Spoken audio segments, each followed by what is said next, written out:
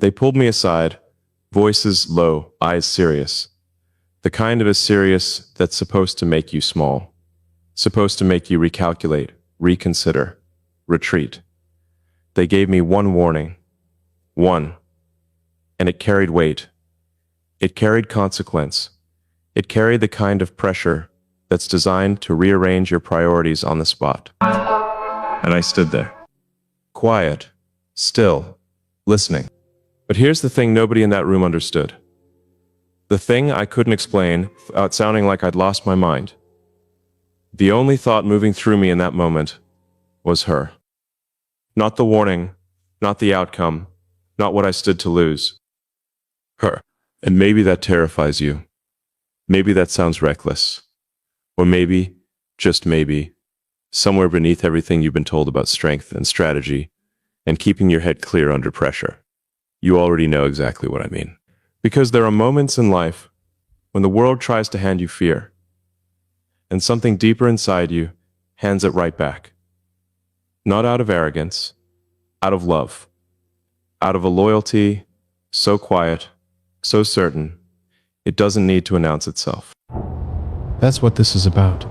What it means to choose someone, not when it's easy, but when everything around you says don't. There's a kind of love that doesn't ask permission. It doesn't check the weather before it commits. It doesn't run the numbers or wait for the right moment or ask whether the timing makes sense. It just decides, quietly, completely, the way a root decides to go deeper into the earth before the storm arrives. Not because it knows what's coming, because it knows what it's holding. I didn't always understand that. I used to think love was something you fell into, stumbled upon, half surprised, half terrified, something that happened to you. And in the beginning, maybe it is. Maybe the early part is all accident and electricity and the feeling of someone rearranging the furniture inside your chest without asking. But that's not what I'm talking about. I'm talking about what comes after the electricity, after the newness settles, after life, real life, starts pressing in from every direction with its demands and its deadlines and its warnings. I'm talking about the moment when love stops being a feeling and starts being a decision. A daily, deliberate, sometimes difficult decision to stand where you said you would stand. That's what nobody tells you at the beginning. They show you the romance. They show you the spark. They show you two people finding each other across a crowded room like the universe arranged it just for them.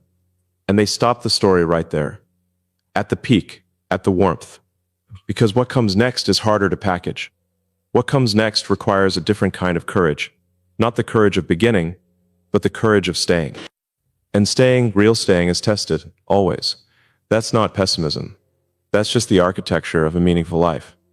Anything worth protecting gets tested. Any structure worth trusting gets stress applied before it gets trusted. Love is no different. The question isn't whether pressure will come. The question is whether you know, in the deepest, quietest part of yourself, what you're standing for when it does. I know what I'm standing for. Let me be honest with you for a second. There are rooms in my life that feel like storms. Rooms where the pressure is real, where the voices carry authority, where the consequences of choosing wrong ripple outward in ways I can't fully control. I'm not immune to that pressure. I feel it. I've felt it press against my chest like weather, like something building on the horizon you can't stop but can't ignore. And in those rooms, in those moments, I've learned something about myself that no achievement ever taught me. I've learned what I reach for when everything else falls away. And it isn't the result. It isn't the outcome. It isn't even the version of myself I worked so hard to build. What I reach for, what moves through me like a quiet current beneath all the noise, is the image of her, the thought of her, the weight of what I carry when I carry her name in my chest without saying it out loud. That's not weakness. I want you to hear me say that clearly. That is not weakness. That is the most clarifying thing I have ever felt. Because when you know who you're fighting for, you stop being afraid of the fight. Here's what I've come to understand about protective devotion, and I mean real devotion. Not the performative kind. Not the kind that only shows up when it's convenient or when someone is watching. Real devotion is structural. It holds shape, under load. It doesn't collapse when conditions change. It's the kind of love that says, Whatever this costs, I'm not leaving her unprotected. Not physically, not emotionally, not in the space where I could have stood and chose to sit down instead. Think about a candle, small, quiet flame, doing nothing but existing, burning, giving light. And then think about a storm, real wind, the kind that doesn't care about small, quiet things. The storm isn't personal. It doesn't know the candle, it doesn't hate it, but it will extinguish it without a second thought just by moving through. And now think about what it means to stand between that storm and that candle. Not to stop the wind, you can't stop the wind, but to absorb it, to redirect it, to let your body, your presence, your willingness to stand in an uncomfortable place be the thing that keeps the light alive. What it feels like. That's the only metaphor that fits what I feel when I think about her, inside the rooms where pressure lives. But here's what nobody told me, and this is the part that surprised me most. Standing between the storm and the candle doesn't feel heroic. It doesn't feel dramatic or cinematic or righteous. It feels quiet. It feels like the most natural thing in the world. Like gravity, like you were always going to end up here, in this exact position, absorbing this exact pressure for this exact person. And the strangest peace moves through you. Not because the storm isn't real, because your reason for standing is. Psychologists call this kind of clarity value alignment under stress. When who you are and what you love are pointed in the same direction, even difficult moments carry a sense of coherence. You don't fragment. You don't splinter into anxiety and second-guessing and desperate calculation. You become strangely, almost unnervingly still. And that stillness is powerful. That stillness is what allows you to think clearly when everyone around you is reacting. That stillness is love doing its deepest work. I'm not asking you to be reckless. I'm not telling you to ignore consequences or throw yourself into fire for the romance of it. That's not what this is. This is about knowing, with the kind of knowing that lives below thought, below strategy, below the version of yourself that performs competence for the world. Knowing who belongs at the center of your choices. Knowing who gets to live inside your most important moments, not as an afterthought, but as the organizing principle. She was my organizing principle. And when they gave me that warning, when the voices got low, and the stakes got real, and the pressure moved into the room like weather, I didn't freeze. I didn't fragment. I got still. And in that stillness, I found something I want you to find too. The understanding that fear and love cannot occupy the same space with equal authority. One of them wins, and you choose which one. No. I chose. I always choose. Not because I'm fearless, I'm not, but because her absence from the center of my choices, even for a moment, even under pressure, even when the room says otherwise, would cost me something I can't recover. And I've done the math on that. I've run every version of the calculation. The world offers many things worth protecting. Status, security, reputation, progress. But there is only one thing in my life, that if I lost it through cowardice, not through circumstance, but through cowardice, through choosing fear over love, in the moment it mattered most, I would never fully return from. Only one. And she doesn't even know she's that thing. That's the most human part of all of this. That the person who holds the most gravity in your life often has no idea of the weight they carry. She goes about her day, quiet, alive, full of her own complexity, while somewhere inside you, she is the compass, unappointed, unhesitating, true north. I stood in that room with the warning echoing around me, and I thought about her voice, the specific texture of it when she doesn't know anyone's listening. And I knew exactly what I was going to do. Loyalty is one of the most misunderstood words in the human vocabulary. People treat it like a contract, like something you sign at the beginning and then check periodically to make sure the other person is still honoring their end. Like it's transactional, like it's conditional, like it has a clause somewhere in the fine print that says, this commitment is valid only under favorable conditions. But that's not loyalty. That's convenience wearing loyalty's name. Real loyalty, the kind I'm talking about, the kind that actually costs something, doesn't live in the good seasons. It doesn't prove itself in the easy rooms, in the calm conversations, in the mornings when everything is working and everyone is warm and the future looks bright and manageable. Real loyalty is a creature of pressure. It only fully reveals itself when the conditions are wrong, when the room is cold, when the voices are serious, when the easier choice is standing right there, waiting, dressed up as wisdom. I've watched people confuse self-preservation with intelligence their entire lives. I understand it. I've felt that pull myself, the pull toward the path that costs less, risks less, protects more of what you've already built. That pull is not irrational. It's human. It's deeply, honestly human. But here's the problem. Every time you follow that pull at the expense of someone you love, every time you choose your comfort over their dignity, your safety over their security, your reputation over their need, you make a withdrawal from the deepest account you own. And that account doesn't have unlimited funds. There's a concept in psychology called attachment security. The idea that the people who love us most aren't just loving us for today, they're building an internal model of who we are. Every interaction deposits into that model. Every moment of presence, every act of courage on their behalf. Every time you stayed when leaving was easier, it all accumulates. And when pressure comes, when life applies its real stress to the structure of your relationship, that accumulated security is what holds. That's what keeps the architecture standing when the wind gets serious. But here's what the textbooks don't quite capture. It's not just their security you're building, it's your own. Every time you choose loyalty under pressure, you're also telling yourself something. You're reinforcing something about who you are that no external achievement can replicate. You're becoming the person who does not break when breaking would be understandable. And that version of yourself, that quiet, unannounced, pressure-tested version, is the one you'll actually want to be when you look back. Look at me for a second. I'm not talking about martyrdom. I'm not talking about self-erasure or disappearing yourself into someone else's story. I'm talking about something far more sophisticated than that. I'm talking about the mature, intelligent, eyes-open decision to place another person's emotional safety at the level of genuine priority, not sentiment, not performance, priority, and then building your choices around that placement. That requires self-knowledge. It requires honesty about what matters, and it requires the courage to let what matters actually matter, even when the world is watching. Because the world will watch, and the world will have opinions.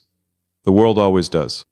There will be people who look at your loyalty and call it weakness, who watch you absorb pressure quietly, who watch you redirect the storm without announcing it, and interpret your stillness as passivity, your devotion as dependency, your choice to protect someone as some failure of ambition or self-worth. Let them. Let them build their analysis from the outside with the information they have access to, which is never the full picture. They don't know what you know.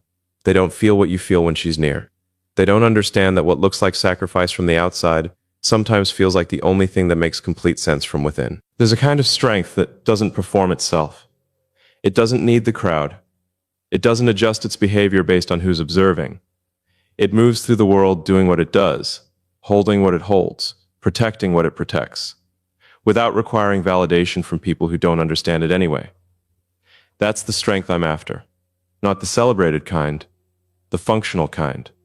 The kind that's still standing long after the applause has moved on to someone else. And that strength, I want to be honest with you here, that strength is hard to find without love, without the specific gravitational pull of someone who makes the cost of courage feel worthwhile. I've watched driven people, brilliant, capable, relentlessly ambitious people, slowly hollow out from the inside because they optimized for everything except connection. They built systems. They built results. They built reputations that entered rooms before they did. And yet in the quiet, in the still hours when performance wasn't required, there was nothing. No anchor, no warmth, no one who held them to something deeper than their next achievement. I'm not willing to be that person.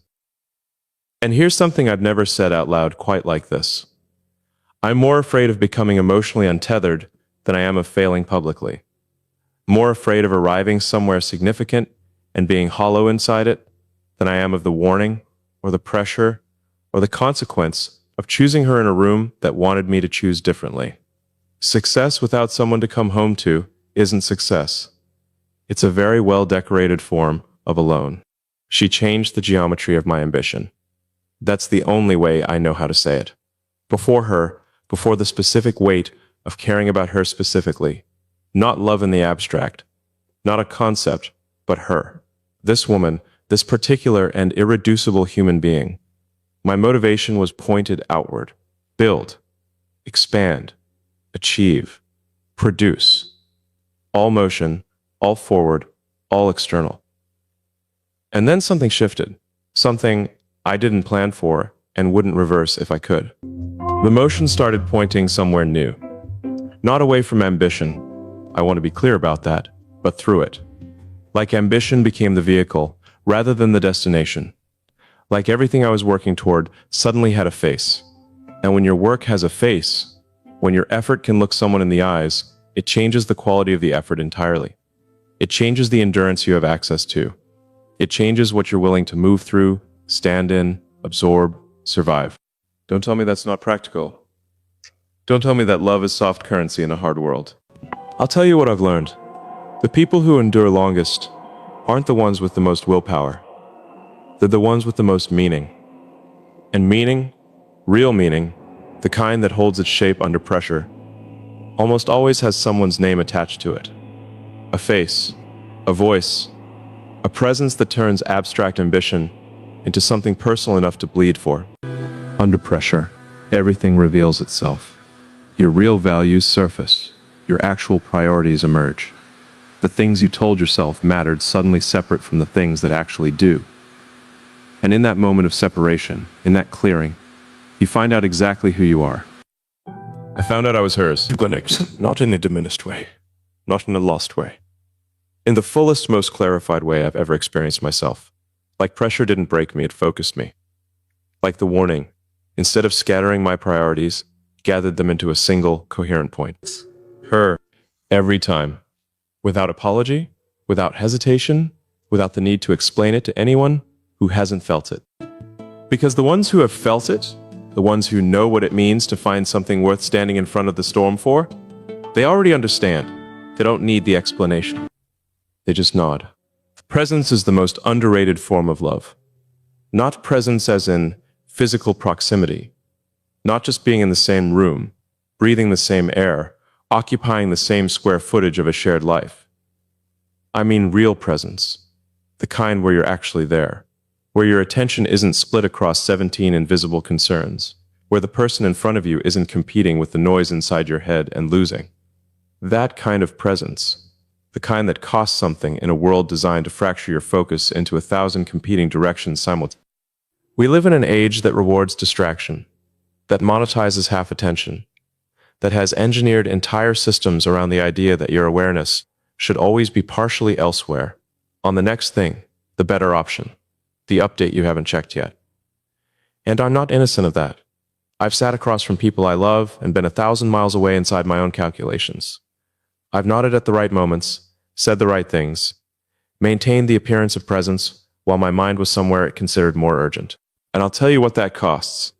Not in dramatic terms, in quiet ones. It costs trust. Slowly, nearly invisibly, it costs trust. Because the people who love us are more perceptive than we give them credit for. They feel the difference between being seen and being tolerated, between being heard and being processed, between the person who is here, genuinely, fully here, and the person who is technically in the room while emotionally checked out. They feel it, and they file it somewhere. Not always consciously, not always with language attached, but it accumulates. And one day the account is lower than you realized, and you don't know exactly when the withdrawal started. I started paying attention to my attention. That sounds simple. It isn't. Paying attention to your attention means catching the moments when you're drifting and choosing to come back.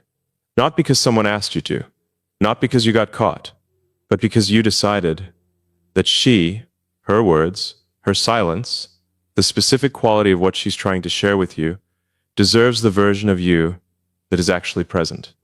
That is an act of will. A daily, repeated, sometimes difficult act of will. And it is, I would argue, one of the most loving things a person can offer someone. Not the grand gesture, not the sweeping declaration, not the moment everyone witnesses, the quiet Tuesday afternoon when you put down everything that was pulling at you and simply looked at her like she was the most important thing in the room. Because she was. Because she always is. Here's what nobody talks about in the psychology of love, and they should, because this changes everything. Presence is not just about the other person. It is the most direct path to your own depth. When you genuinely show up for someone, when you slow down enough to actually receive who they are in real time, you access parts of yourself that productivity and ambition simply cannot reach. You become more human, more whole, more capable of the kind of emotional intelligence that actually sustains a life, sustains a relationship, sustains the kind of inner architecture that holds up under real pressure. Distraction is a surface life. Presence is how you go deep. And I chose deep. I choose it every time I remember to, and I forgive myself the times I forget and come back sooner than I used to. That's growth. Not perfection, I want to be clear about that. Growth. The slow, unglamorous, non-linear process of becoming someone whose love is reliable, not because it's effortless, but because it's practiced. But here's what hit me hardest. The realization that stopped me mid-thought one ordinary afternoon and rearranged something fundamental inside me. She doesn't need me to be extraordinary for her. She needs me to be present with her. Those are not the same thing. Extraordinary is a performance. Presence is an offering. Extraordinary says, look at what I've built. Presence says, I see you, right now, exactly as you are. And I'm not going anywhere. I had spent so much energy learning to be impressive. And she was quietly asking for something so much simpler, something so much more difficult. Let me tell you about a specific kind of silence. The silence that exists between two people who genuinely trust each other. Not the silence of nothing to say, but the silence of nothing needing to be said. Where you can exist in the same space, in the same quiet, and feel the warmth of being known without any performance required. That silence is one of the most intimate things human beings can experience together. And it is only available to people who have built enough presence, enough consistent, genuine, showing up presence, that the relationship doesn't need constant reassurance to feel secure. That silence is what I'm working toward, what I'm building toward, one present moment at a time. Because here's the truth about trust, and this is the part I want you to sit with. Trust isn't built in the big moments, it's built in the small ones. In the 10-second decision to put your phone down when she starts talking. In the moment you notice she seems quiet, and you ask, not performatively but genuinely, what's moving through her. In the times you remember the small things she mentioned weeks ago, because you were actually listening. In the consistency that doesn't require an audience. Trust is assembled from 1,000 ordinary moments of choosing to be there. And when it's assembled, when it's real and solid and tested, it becomes the foundation on which everything else stands. Including the hard moments, including the rooms with warnings, including the pressure that comes, for every person who dares to build something meaningful. You can only stand steady in those moments if the ground beneath you is real, and the ground, the actual ground, is made of presence, of accumulated showing up, of the love that didn't wait for perfect conditions to be love. I think about the candle again, the small, quiet flame doing nothing but being what it is. And I think, maybe that's what she is to me. Not fragile, I don't mean that. She is not fragile, but she is precious in the original sense of the word, having value that is not negotiable, not relative, not dependent on what the market decides today. Precious the way certain things are, simply precious because they exist, because they give light, because the world is specifically better with them in it. And my presence, my full, undivided, unhurried presence, is the thing that stands between her and the indifference of a world that moves too fast to notice what it's losing. I don't take that lightly. I've never taken it lightly. There is a version of love that shows up only for the highlights, that rises for the celebrations, the milestones, the moments worth photographing. And then there is the version that shows up for the Wednesday, for the tired evening, for the moment when she doesn't have anything impressive to offer, and neither do you, and you're just two people sitting in the ordinary reality of a shared life, and you look at her, and something in you goes quiet and certain and grateful. That's the version I want. That's the version I'm choosing. Not because it's easier. It isn't. But because it's real. And real, honest to God, unperformed, unglamorous real, is the only thing I've ever found that actually holds. She makes me want to hold. And so I do. Every day. In every room. In every moment where presence is possible, I choose it. not perfectly, but faithfully. And faithful is the word I'll always return to. Growth is a word people attach to achievements, to milestones, to the measurable distance between who you were and who you've become on paper, the titles, the progress, the visible evidence of a life moving forward. And I understand that. I've chased that version of growth. I've tracked it, measured it, used it as proof that I was becoming something. But there is another kind of growth. Quieter, less photogenic, harder to quantify, and impossible to fake. And it doesn't come from ambition alone. It comes from love. Specifically, from the particular and demanding work of loving someone well over time. She grew me in ways I didn't see coming. Not by demanding it, not by issuing a curriculum or presenting me with a self-improvement plan, but by being who she is, fully, consistently, without apology, and letting the friction of genuine closeness do what friction does. Reveal things, sand down the rough places, expose the parts of you that still need work, not because someone told you they did, but because love holds up a mirror that achievement never will. I had blind spots I didn't know were blind spots. I had patterns, automatic, habitual, deep-grooved patterns of thinking and responding that I'd never examined, because nothing in my life had ever required me to. Success doesn't ask you to examine your patterns. It just rewards the ones that work and ignores the rest. But love, intimate, close, consistent love, doesn't let you ignore the rest. The rest shows up at inconvenient times, in conversations you didn't plan for, in moments when you respond in a way that surprises even you, and then you have to sit with what that means. I've had to sit with a lot of what that means. And here's the thing about that sitting. The uncomfortable, humbling, growth-producing sitting, it's some of the most valuable time I've ever spent.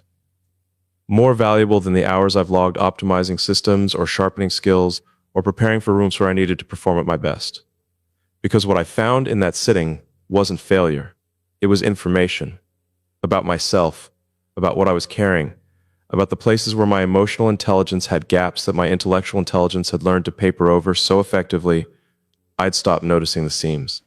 She found the seams, not cruelly, not deliberately, just by being close enough, and real enough, and present enough that the seams became visible. And instead of walking away from that visibility, instead of retreating to the version of myself that was easier to maintain from a comfortable distance, I chose to stay in the discomfort, to look at what was being shown, to ask the harder question, what would I have to change to be worthy of this? That question changed me more than any goal I'd ever set. Here's something the self-growth industry rarely tells you, and I want to say this carefully because it matters. Most personal development is performed in isolation. You read the book, you apply the framework, you track the habit, you become a more optimized version of yourself in environments that you control.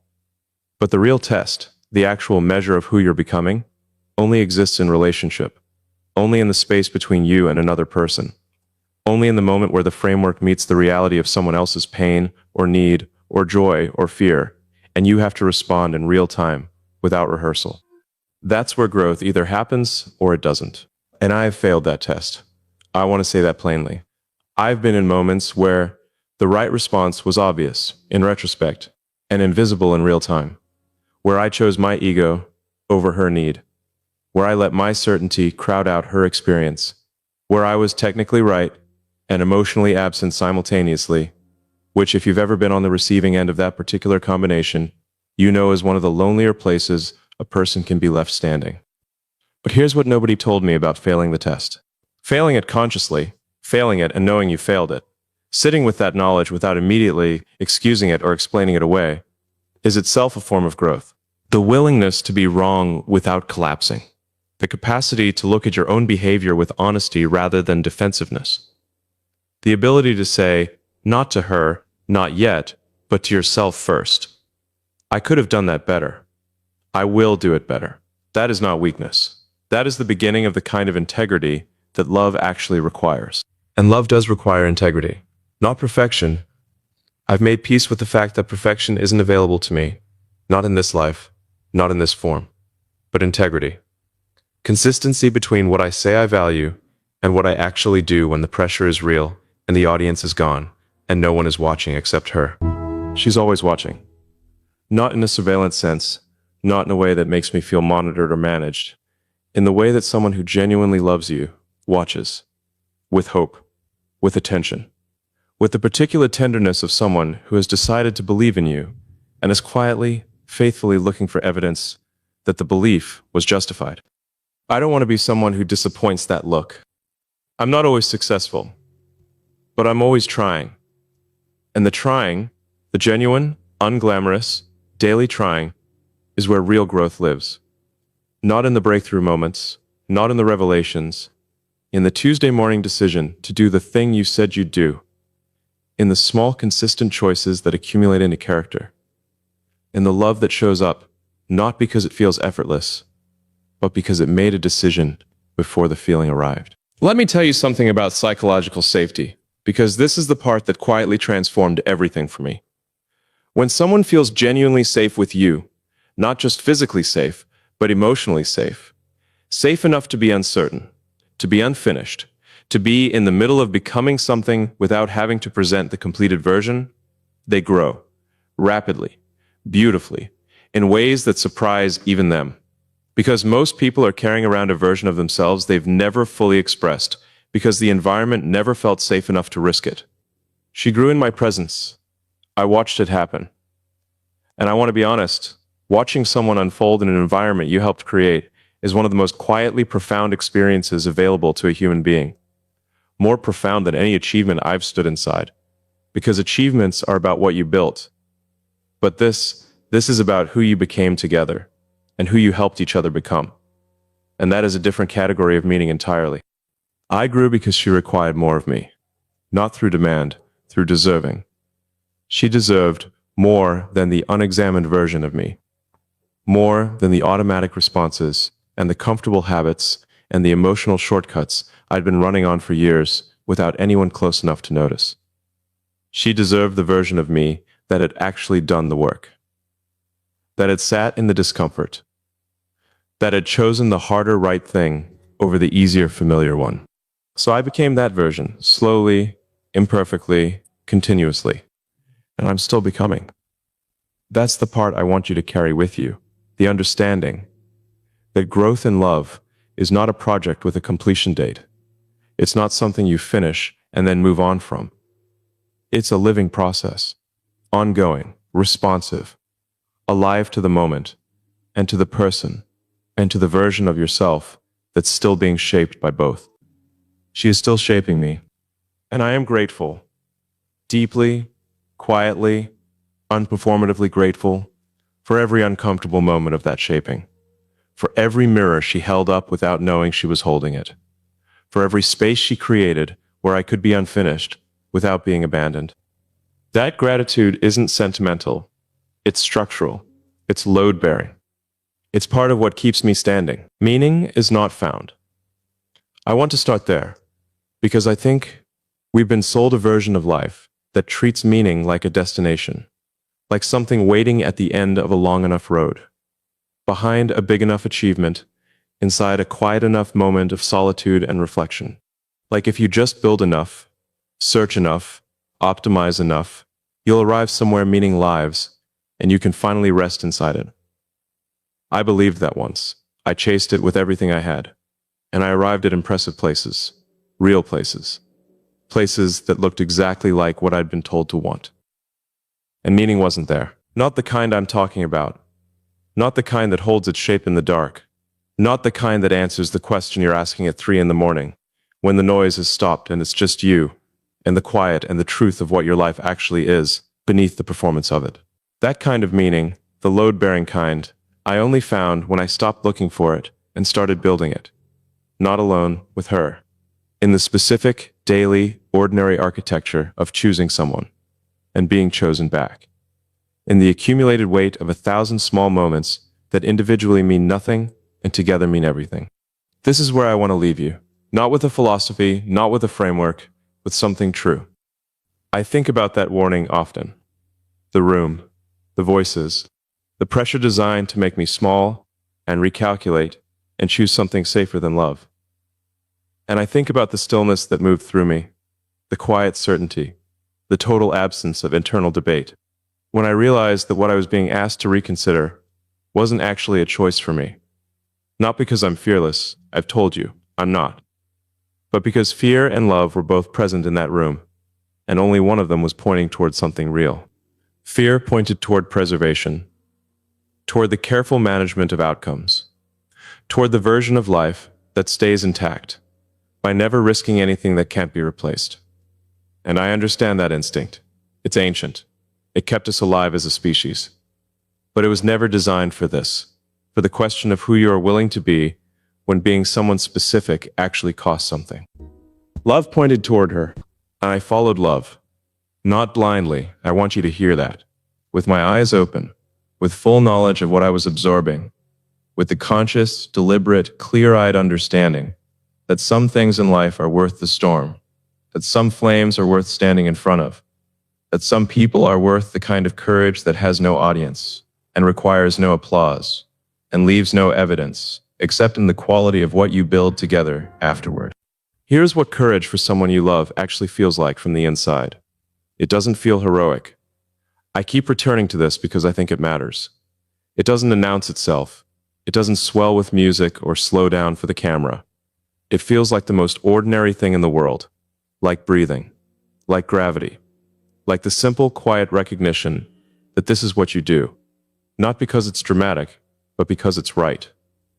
Because somewhere in the deepest part of your own architecture, you made a decision about what kind of person you intended to be. And when the moment arrived that required that person, you simply became them. That's it. That's the whole thing. The gap between the person you perform for the world and the person you actually are in the moments nobody sees, that gap is where character lives. And character, in the end, is all you actually have. Not the results, not the reputation, not the version of yourself that gets to be impressive in rooms where impressing people matter.